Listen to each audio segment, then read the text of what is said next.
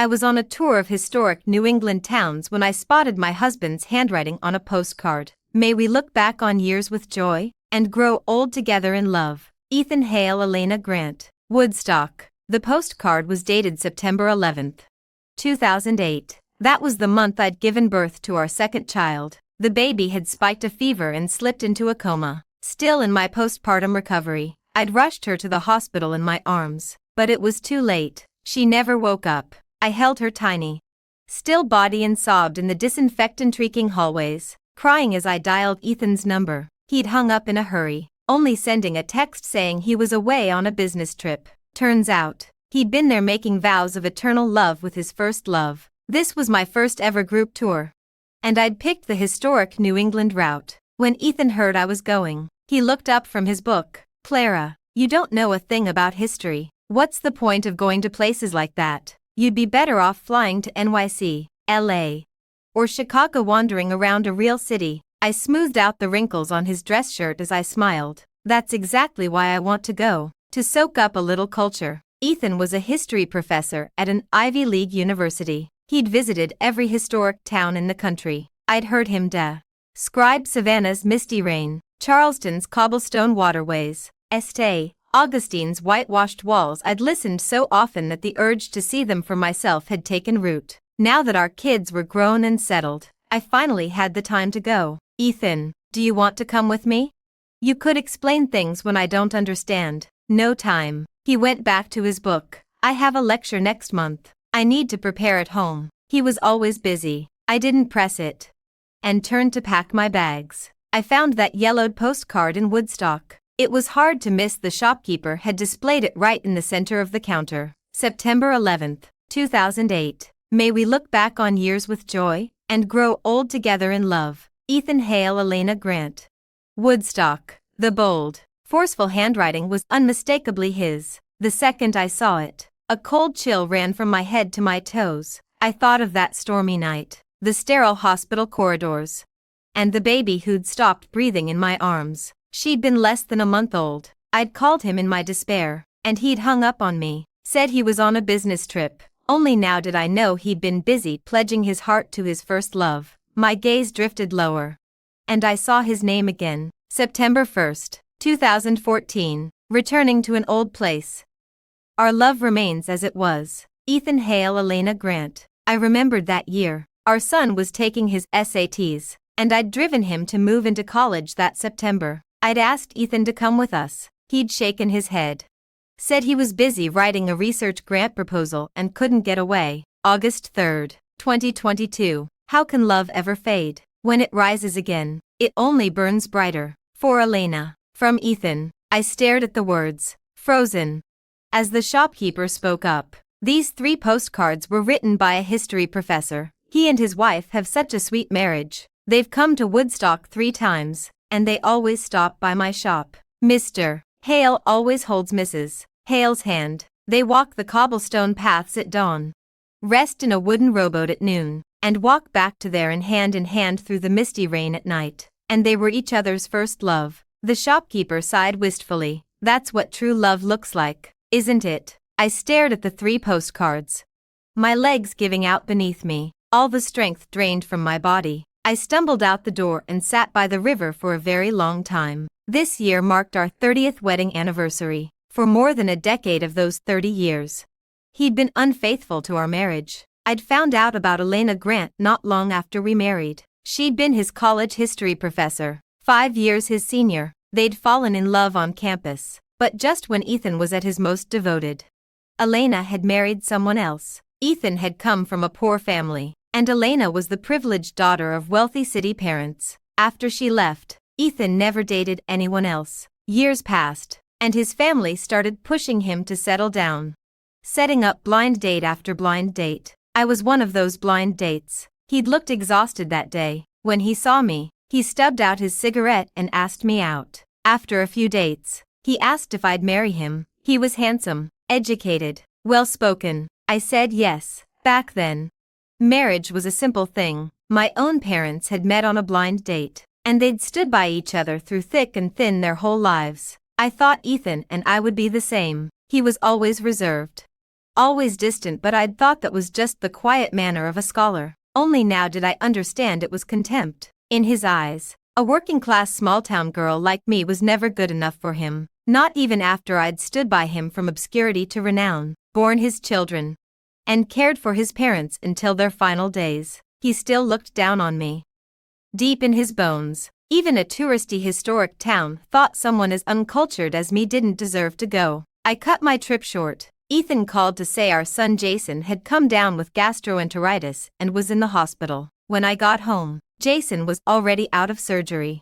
Lying in bed. The second he saw me, he complained, "Mom, why'd you have to go on vacation? I've been stuck eating takeout this whole time." Ethan looked displeased too, but he said nothing, just adjusted his glasses and told me, "You're finally back. The doctor said he needs a bland, light diet, small meals. Often. Go make him some chicken noodle soup, will you?" I'd just set down my suitcase. I hadn't even had a sip of water. I pushed down the storm of emotion in my chest and said as calmly as I could, "I went to Woodstock." "So?" He stared at me like I was speaking nonsense. "You get a taste of traveling and now you don't want to come home. Do you know anything about theater history? Have you ever read Mark Twain?" He raised an eyebrow, as if mocking my ignorance. "You don't know a thing. You're no different from any other tourist on a flyby visit. I told you going to historic towns is pointless for someone like you." I went to the town post office and gift shop. I cut him off quietly. "I saw the postcards you wrote." Ethan froze for a second, but his surprise lasted only a moment before he turned defensive. "One postcard and you're jumping to all kinds of conclusions. What Ms. Grant and I had is long in the past. We're both married now. We're mentor and friend. Nothing more. It's not what you think." "Is that so?" I said. "But you wrote to her that your love remains as it was. That love can never fade. That you'll grow old together." Jason, who'd been quiet until then, spoke up suddenly. "Mom, is this really worth getting upset over? Ms. Grant is a great person. She's helped me a lot with my business. She and Dad just meet up in Woodstock to keep an old promise. She has her own kids, her own family. She's not trying to break up your marriage. Just relax." I slowly turned my head to look at my son. So he'd known about Elena all along. Why had every single one of them kept it from me? From 2008 to 2024, 16 whole years. 16 years of him pining after his first love, while I stayed home worrying about groceries and bills, growing old one day at a time. I started laughing. It was bitter, and it turned to tears. Ethan rarely saw me cry. He flinched. Taken aback, he dropped his aloof tone and tried to explain. On September 11th, 2008. I was in Woodstock for research. I ran into her by chance. We didn't plan it. We hadn't even spoken in years. It was just a coincidence. I thought I'd scream and break down. Instead, I wiped my tears with the back of my hand, rested a hand on my stomach, and asked softly, "Ethan, when you picked up my phone call that day, were you grieving our daughter's death? Or were you happy to see your first love again?" He stared at me, mouth opening and closing. "Clara, that was so long ago. I don't remember, but I remembered. I remembered the daughter I'd carried for 10 months.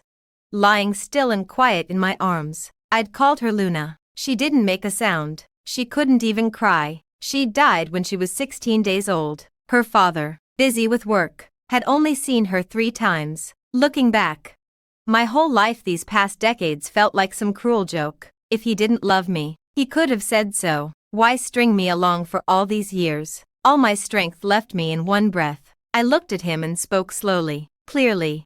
Seriously, I want a divorce." Jason reacted more violently than Ethan. "Mom, what are you talking about?" He glared at me. "I just had surgery. I'm still in bed. And you're talking about divorcing Dad. Don't you think that's selfish?" I looked at him for a long time, then smiled faintly. "If I don't get a divorce, what should I do instead?" "Take care of me. Dad told you, didn't he? I can't eat greasy food. Make me something light. I'm hungry." He even started listing reasons. "Mom, I'm planning to propose to Sophia next month. If you and Dad get divorced now, she might get weirded out. Think our family's messed up. You want me to settle down and have grandkids, right? I'll give you a grandson to look after. Just drop this, okay?" He chuckled, like it was all settled. "It's nothing. You're 50 years old. You've got one foot in the grave. Getting divorced now. People will laugh at you. Every word felt like a knife, twisting deeper and deeper into my chest. Ethan recovered too, sighing. Clara. Don't be ridiculous. We've made it this far. Why bother with divorce now? Made it this far. He called 30 years of our life together making do. I shook my head. I don't want to make do anymore. The divorce was like a stone dropped into a stagnant pond. They both thought I was making a mountain out of a molehill. Jason even kept ordering me to make him so. I ignored him. I went to the study. I rummaged through drawers until I found our marriage certificate, tucked away at the bottom of a box. The irony was, right next to it was a thick, yellowed leather-bound journal. The pages were curled at the edges, clearly read and reread countless times. On a whim, I opened it. On the first page, in neat script, "For my love." The entries started in 1994. 1994. Time proves all truth. If you had walked through that church door, I would have chosen you without hesitation. That was the year we married. 1997. My reason tells me to move forward. But my heart stays with you. I hope our story is not yet over. That was the year our son was born. 2008. The person you love at first glance, no matter how many years pass, they still make your heart race. That was the year they'd reconnected. 2009. Maybe the youth in my memory has faded. But when you stand before me, everything becomes clear again. 2010. The story goes on. Old love. New days. Nothing is more romantic. Back in our day, people used to write love poems, but I'd never received a single love letter from Ethan. He'd said his pen was only for the grand sweep of centuries, for the rise and fall of civilizations, and yet in 2024, he'd written, "My love will always be the fiercest thing I ever write about." His love, not his wife, Elena. 30 years of marriage, 30 years of pining for his first love, 16 years of carrying on an affair. Clara, what are you doing? Ethan snatched the journal from my hands, carefully wiping dust from the leather cover. It was already spotless, but he kept wiping, and wiping like I'd dirted it with my touch. I lowered my eyes. Let's go to the county clerk's office tomorrow. Clara Hale. You are being completely unreasonable. Ethan was angry now. Jason was furious too. When they couldn't talk me down, they called our daughter Mia. I'd had 3 children. Jason, our eldest son, Mia, our second daughter, and Luna, the baby we'd lost. Mia arrived quickly. The second she walked in, she asked, "Mom, I heard you want to divorce Dad." "You can say that again," Jason scoffed. 30 years of marriage. One trip to Woodstock and she comes back crazy. Talk some sense into her before she ruins everything. Mia walked over and wrapped her arms gently around me. "Mom, you wouldn't want a divorce unless you were really hurt. Tell me what happened." I'd tried not to cry, but at her words, the tears spilled over. I told her everything about Ethan and Elena. Mia was shocked, then furious. She wiped my cheeks with a wet wipe. "Mom, get the divorce. Their stupid romance has wasted enough of your life. If you hadn't found those postcards, how much longer would they have kept lying to you? Another 20 years, 30, until you took it to your grave." She rested her head on my lap. "Mom, your life isn't an afterthought to someone else's. You deserve something new." Ethan and Jason had called her to talk me out of it. Instead, she became the only person in this family on my side. The next day, Jason was still begging me to reconsider. "Mom, are you just mad? Is this your way of making Dad cut off contact with Ms. Grant?" "It's not necessary. She's helped me so much. My biggest client is her former student. She put in a good word for me. That's why the deal went through. She's nothing like you. She's a professor. She has connections. She's smart. She opens doors for me. Not like you. Stuck in your own little bubble all day. You're getting older. Think about me for once. Stop making things hard for Dad and Ms. Grant." I stared at the son I'd raised for 20-some years. He felt like a stranger. The little boy who used to follow me everywhere, who'd cry until I held him, was grown up now. Once, I'd never let him suffer even the smallest hurt. Now he was telling me, "Mom, you can suffer. It's for my sake." I shook my head, disappointed. "You're just like your father, both of you. Shameless." Jason had had enough of being ignored. He snapped, "Dad, let her do it. Let her get the divorce. 30 years married to you. She can't survive on her own. There's a mandatory waiting period. Right. A month. I bet she comes crawling back before 10 days are up. A small town nobody with no education, no connections, no charm, marrying a guy like you. She should be grateful. One trip out of the house and she gets a big head. Out of her mind. Ethan said nothing. But the look on his face said he agreed. He'd been the one to propose. But now he thought I'd been the one punching above my weight. Smack. Mia slapped Jason hard across the face, then grabbed a glass of water and threw it in his face. What the hell is wrong with you? When you were a kid, Mom changed your diapers, fed you, stayed up with you when you were sick. Who do you think you are, talking to her like that? Jason, don't you forget she raised you, when you had a fever and ended up in the hospital. She was the one by your side, when you moved into college. She was the one carrying your boxes. Where was Dad? Off with his mistress. You weren't like this before college. Now some stranger throws you a few crumbs and you forget who your own mother is. Jason wiped the water off his face with a towel and laughed coldly. You just haven't met Ms. Grant. You're only hearing Mom's side. Once she hooks you up with connections too, you'll sing a different tune. 20-some years of raising a son. It took 1 second to want to walk away forever. Ethan was a proud man. He wouldn't beg. He wouldn't ask me to stay. He went to the bathroom, combed his hair carefully, pulled a crisp shirt from the closet one I'd folded and put on his jacket. If you're set on this, fine. We went to the county clerk's office and filed for divorce. Jason came with us, while I filled out the paperwork. He nodded at a strand of silver in my hair and sneered. Getting divorced at your age, real classy. The clerk looked at my date of birth and frowned up at him. She's not even retirement age. What's old about that? Besides, people come in here to get divorced at 20. At 70. At any age. You have the right to choose, to start over, don't you think? Jason shut up. When we left, Mia and I turned left. Ethan and Jason turned right. Ethan looked down at me, stiff and formal as always. Clara, you have a month. If you change your mind, I'll let you withdraw the application. Dad, relax. She'll be back in 10 days. Jason followed close behind. Hey, Dad, when's Ms. Grant gonna introduce me to that client she mentioned? I didn't listen. I turned and walked away. The sky was bright that day, brighter than it had any right to be. Bluer, too. Mia and I held hands and went to the mall. I dyed my hair dark again. Got soft waves. Mia picked out dozens of pretty dresses for me. I stared at myself in the fitting room mirror and thought, 50 isn't that old. Getting divorced at 50 isn't too late. I still have decades left to live the life I want. On the way home, Mia linked her arm through mine. Mom, I'm taking time off work soon. I want to go to Tanzania. See the Great Migration. It's rough out there, but it's supposed to be incredible. Do you want to come with me? Yes. Before we left for Africa, Ethan called me twice. First, he said he had a conference and asked where his suit and tie were. Second shelf down, left side of the closet. Thanks. Then he called again, said he was out of hairspray and asked which store to buy it from. Riverside Mall, 2nd floor. The Salon brand store. Thanks. He was about to hang up when I stopped him. Wait, what? Changed your mind about the divorce? I had my boarding pass in hand, backpack slung over my shoulder.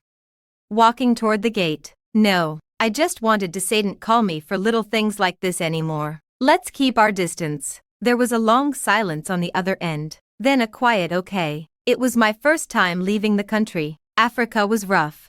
Just like Mia said, no cell service for miles. The roads were bumpy, dust pouring in through the open window, coating my jacket in fine red dirt. Showering was a nightmare. The tap water left you stickier than before. We had to pour bottled water over ourselves just to get clean. But I stepped out onto the savannah, and there it was, a sea of pink flamingos stretching to the horizon. At sunrise, the first wildebeest plunged into the river, and thousands followed. The water roared, the air shook with their calls, the very ground trembling beneath them, barren and lush, vast and free, only survival of the fittest, only life and death, woven into one grand, fierce song, floating above it all in a hot air balloon. I felt something open up inside me, wider than it had ever been. Ethan, Jason, even Elena, the woman I'd never met. They were just people passing through my life. I shouldn't have lost myself over them. When we got back, the waiting period was over. Ethan and I got our divorce papers.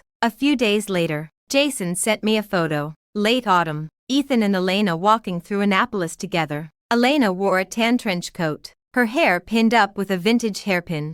Leaning gracefully against Ethan's shoulder, their hands were laced together, smiling at the camera. Jason texted, "See, they look perfect together, don't they?" I was surprisingly calm. I almost laughed. If they're both single, then yeah, they look good together. You think we're all miserable without you. He typed back, "Wrong, Dad's traveling with Ms. Grant. He's never been happier. Ms. Grant hooked me up with new clients. My business is booming. Oh.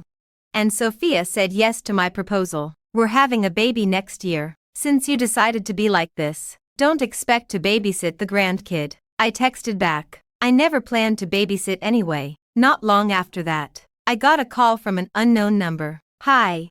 This is Sophia Carter. Is this Jason's mom? Can I talk to you for a minute?" Sophia was the girl Jason had chased for 3 years. I'd met her once. She seemed sweet, well-mannered, bright. "Ms. Bennett, Jason and I have been talking about getting married. We were supposed to have both our families meet, but you weren't there." I sipped my tea. "He didn't invite me when I brought you up. He acted really weird. Can I ask what happened?" I tucked a strand of hair behind my ear and said evenly, "Jason's father and I are getting divorced. Long story short, his father has been emotionally unfaithful for years, and Jason knew. He helped hide it. He thinks his dad did nothing wrong." Sophia froze. Her teacup slipped, water spilling across the table. "Ms. Bennett, can you tell me everything?" In the quiet cafe, afternoon sunlight fell over both of us. I told her the whole story. Her face got paler and paler. She held her cup, staring at the ripples in the water, and finally gave me a wobbly smile. "Ms. Bennett, if someone can be this cruel to his own mother, he'll be cruel to his wife too. If he doesn't think his dad cheating is wrong, then someday, when he cheats, he won't think he's wrong either." The young girl rested her chin on her hand, looking at the lines around my eyes. Thoughtful. "I'm 25. I can go through a breakup. I can find someone else who loves me. But if I wait until I'm 50, I'm scared I won't have the courage to start over." She looked sad for a moment, then looked at me and seemed to relax. "I think I need to get to know Jason again, to think about if I really want this marriage." Later, I heard from Mia that Sophia had broken up with Jason. She never told him about meeting me. She just said she thought he had a twisted moral compass, that he wasn't a good person. In so many ways, Jason was just like his father. When Elena left him, Ethan had fallen apart. Now that Sophia had left him, Jason drank every night. His stomach was already bad from the surgery. All the drinking landed him right back in the hospital. Ethan called me late one night. "Clara, Jason's in the hospital. I'm in Santa Fe for research. I can't get there. Go take care of him." I was looking up ski resorts in Aspen. I said flatly, "Hire a nurse, or call Elena. He loves her so much, doesn't he, Clara?" Ethan's voice dropped, sharp and angry. "You're his mother. Who else is going to take care of him? He doesn't treat me like a mother. A relationship isn't one person giving and giving forever." I hung up. Watching the Great Migration in Tanzania, I'd realized something. Sometimes you just need the courage to go. At any age, as long as you still love life, there are always new possibilities. So that winter, I decided to go everywhere I'd never been. Up north, to the mountains, to rime frost glistening on branches, and silent elk herds wandering through the pines. I researched for weeks and settled on Aspen. Just as I was daydreaming about the trip, Jason called. "Mom, I got dumped. It hurts so bad." When I didn't answer, he went on, "Mom, my stomach hurts so bad. You're not here. Dad's not here. Even Mia won't come see me." He rambled on and on. I put him on speaker and kept typing up my Tanzania travel blog, half listening. After a long while, he paused. "Mom, you still there?" "Yeah, you done?" "I'm hanging up." Jason sounded shocked. "Mom, I'm hurting this bad and you don't even care. Are you even my real mom? How can you be so cold?" I didn't want to talk anymore. I reached for the end call button, but he yelled, "Clara, you think just because Mia's on your side you've got it made. How much does Mia even make? Who's gonna take care of you when you're old? You think you don't need me? Dad doesn't want you anymore. If you don't play nice now, what are you gonna do when you're old and alone? You know what happens to old ladies with nobody, right? I shouldn't have wasted my time. Why would I plan for a future with someone I can't even count on now? I blocked every one of his numbers. That same day, I posted my Tanzania travel guide online. To my surprise, it went viral. People said they saw something in my freedom, unbound by age. My account gained thousands of followers. With Mia's encouragement, I started trying to be a travel influencer. The best thing about travel is you don't need to be smart or educated. You just need to love it. And you'll have fun. Learning the local history is wonderful, but there's no shame in being just a regular tourist. Seeing the sights, my follower count kept growing. Mia taught me how to monetize short-form videos. Just like before, I was busy every day, but this time, I was busy for myself. Just when I thought everything was getting better, everything fell apart for Ethan. Elena's husband found out about her and Ethan. After our divorce, Ethan had stopped holding back. He called Elena constantly. They lived in different cities, so they'd meet at historic towns halfway between them. Elena had a husband, kids, a family. Her constant trips had made them suspicious. Then someone snapped a photo of them walking hand in hand in Santa Fe and posted it online. The headline: "A love that time can't erase." The comments gushed about how perfect they looked, how they seemed like old-money childhood sweethearts, born of cultured, educated families. When the post went viral, Elena's family saw it. Her husband was furious. He brought Elena straight to Ethan's university to confront him. In front of her husband, Elena denied everything. "Ethan was my student a long time ago. We have only ever had a professional mentorship relationship, nothing more." Ethan looked hurt, but he knew his place. He stared at the floor. "Yes, she was only my professor." Elena's husband was the CEO of a major corporation. Before he'd come, he'd had someone dig up everything about Elena and Ethan's past. Their 30-year-old affair was exposed. The 16 years of secret meetings after their marriages were laid bare. Even the 3 postcards from Woodstock ended up in his hands. Faced with proof, their denials were laughable. Elena's husband filed for divorce. For a split second, Ethan was happy. After all those years of pining, he'd finally have her fair and square, out in the open. But Elena felt the opposite. She clung to her husband and said she didn't want to leave him, said he was the love of her life, that whatever she'd had with Ethan was just youthful regret, nothing more. Right there in front of her husband, she said, "If I'd loved Ethan, why would I have left him to marry you?" Ethan stared at her, stunned. "You told me your parents forced you to break up with me. You told me you didn't love your husband, that you thought he was crude and shallow. Were all those lies?" And just like that, Ethan and Elena were the ones screaming at each other. It was right between classes. Students were coming and going. People heard the shouting from the office. All the dirty laundry aired out in public, tearing Ethan's refined, romantic mask to shreds. He was a man who cared so much about appearances he couldn't stand a wrinkle in his shirt. And because of Elena, he lost every last shred of his dignity. Elena's husband was dead set on divorce. Mia told me all about it, wide-eyed. "Mom, it gets so much worse. Worse."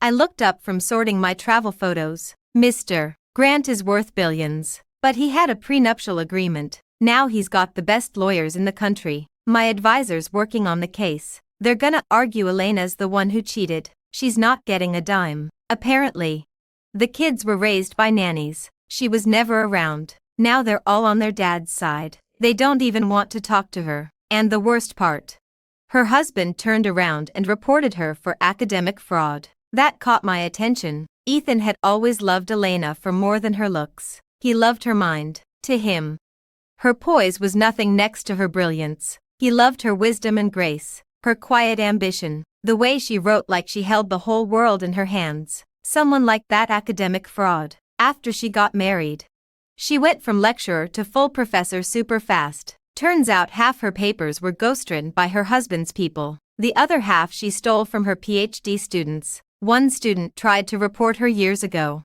but her husband paid people to bury it. Now he's not protecting her anymore. Dozens of former students are coming forward. One guy she kept from graduating for 8 years. He's practically suicidal over it. I sighed. Hearing that, I wondered what Ethan thought. Knowing the truth now, not long after, Elena was fired from the university. The scandal blew up everywhere. To contain the damage, the university demoted Ethan, but I never would have guessed the person hit hardest by Elena's fall would be Jason. Most of Elena's connections and clout had come from her husband. With the Grant's marriage imploding, all of Jason's clients bailed. Starting a business was already hard enough. Jason had gotten used to taking shortcuts. Without them, he could barely keep afloat. His company was falling apart. Heartbreak and business failure. Jason crumbled. He didn't get back up. Around that time, Mia was swamped with endofire reports. I went to Aspen alone. I sat in an outdoor hot spring in 30-degree weather, steam curling all around me, and caught a snowflake on my palm. Frost formed in my hair. The crater lake doesn't always open in winter. Most tourists leave disappointed, never seeing it. But I had time. I stayed at the resort.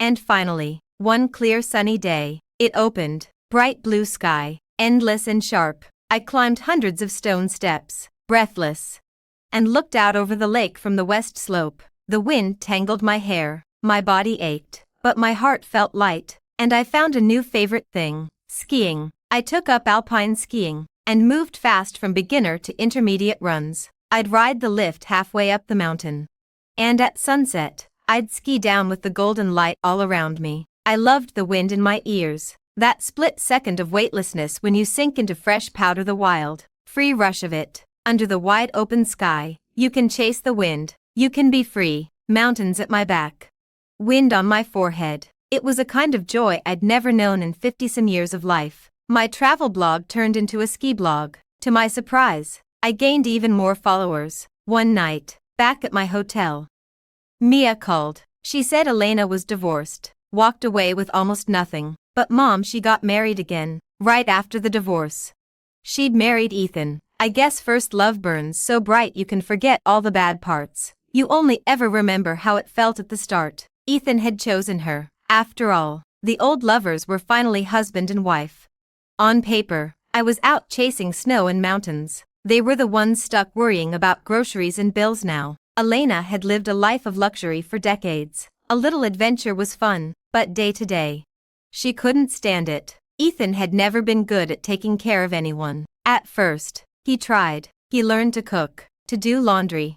All for her, but he couldn't keep up the act forever. He started complaining she wasn't domestic enough. She complained he didn't make enough money. Trouble at work put both of them in bad moods. And when you're already unhappy, every little thing sets you off. 30 years of never fighting. Now they fought about everything. The grand obsession, after all that time and all that mess, turned into just another nuisance. Mom. He called me, said he wants to see you. Ethan couldn't reach me. I'd changed my number. Neither he nor Jason had my new one. No need. Old life. Old people. None of it has anything to do with me. But he found my social media account. A user named Rain or Shine liked every single one of my videos. Then he sent me a message. Clara, I've never seen you look so bright. I've been thinking a lot lately. I was wrong. You were my wife for 30 years. You took care of me, bore my children, buried my parents. That journal never should have existed. If I could go back to 2008, I never would have taken that trip. I never would have seen Elena. I would have stayed with you and Luna. You wouldn't have had to go through that alone. Elena and I should have ended things in 1994. The rest of my life should have been with you. Clara, I'm sorry. Can we start over? For 30 years of marriage. For the kids. Give me a chance to see you. I read it, and I laughed softly. Ethan was sorry. But sorry for what? Not for suddenly realizing he loved me. He'd never loved me. His ex-wife had left him and built a life he couldn't have. Now I was the unattainable ideal, the one that got away. So he romanticized me in his head. Turned me into some perfect thing. And this perfect thing had waited on him hand and foot for 30 years. Especially next to Elena. The reality was too much for him. So he came crawling back, hoping I'd take care of him again. But why would I?